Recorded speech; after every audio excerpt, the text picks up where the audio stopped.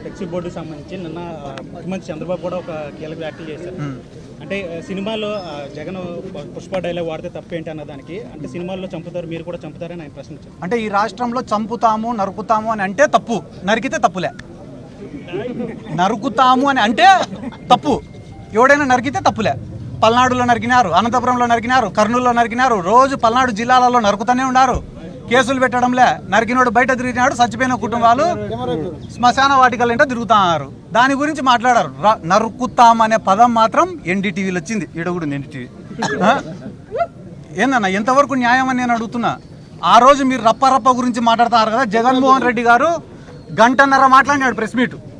ఎంతసేపు? గంటన్నర. Education system పైన, హెల్త్ సిస్టమ్ పైన, ఈ రాష్ట్ర ప్రభుత్వం చేస్తున్న అప్పుల పైన, మన కరెంటు ఛార్జీల పెరుగుదల పైన, యువకులు పడుతున్న ఇబ్బందుల పైన, రైతులు పడుతున్న ఇబ్బందుల పైన, గిట్టుబాటు ధరలు లేని విషయం పైన, రైతుల ఆత్మహత్యల పైన, పొగాకు రైతుల సమస్యల పైన, ఇన్ని మిర్చి రైతుల సమస్యల పైన దాదాపుగా గంటన్నర సేపు ప్రెస్ మీట్ పెడితే గంటన్నర తర్వాత మాట్లాడిన రప్పరప్ప ఒకటి లేచింది పైకి. సమాధానం లేదు, సమాధానం లేదండి.